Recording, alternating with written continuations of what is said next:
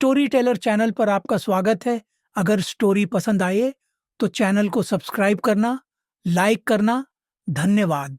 गरीबी की कहानी। गांव के एक छोटे से कोने में स्थित एक कच्चा मकान था, जिसमें रमेश अपनी पत्नी राधा और 3 बच्चों के साथ रहता था। रमेश मजदूरी करके परिवार का गुजारा करता था। उसकी कमाई बेहद कम थी और घर का खर्चा चलाना किसी चुनौती से कम नहीं था।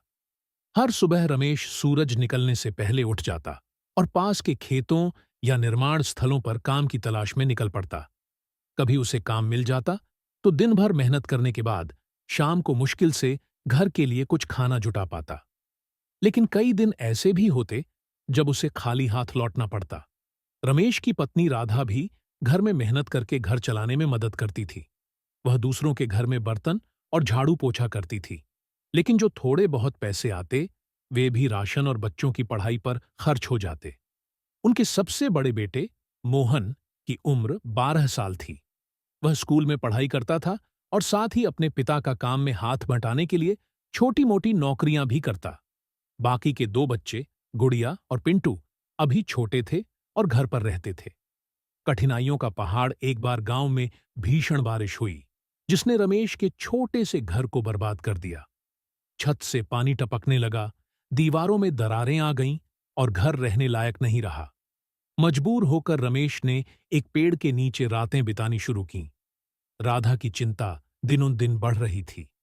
बारिश के कारण उसका काम भी बंद हो गया था।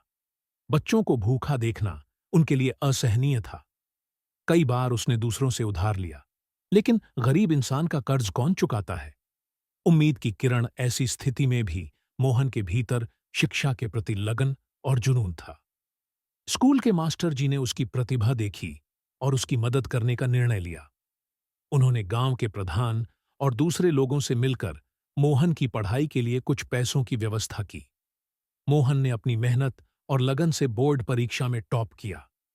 उसकी पढ़ाई की कहानी अखबारों में छपी, जिससे उसे एक अच्छे स्कूल में फ्री एडमिशन मिल गया। हालांकि परिवार की हालत अभी भी गंभीर थी, लेकिन मोहन का सपना था कि वह बड़ा होकर अपने परिवार को इस गरीबी से बाहर निकाले। परिश्रम और सफलता। समय के साथ मोहन ने कॉलेज में दाखिला लिया और एक सरकारी परीक्षा पास की। उसकी नौकरी लग गई और धीरे धीरे वह परिवार की स्थिति सुधारने लगा। उसने नया घर बनवाया, बच्चों को अच्छे स्कूलों में दाखिला दिलाया और अपने माता पिता को सुकून भरी जिंदगी दी। यह कहानी रमेश और उसके परिवार की संघर्ष और मेहनत की है। यह सिखाती है कि गरीबी कितनी भी बड़ी क्यों न हो, यदि जुनून और कड़ी मेहनत हो तो हर बाधा को पार किया जा सकता है।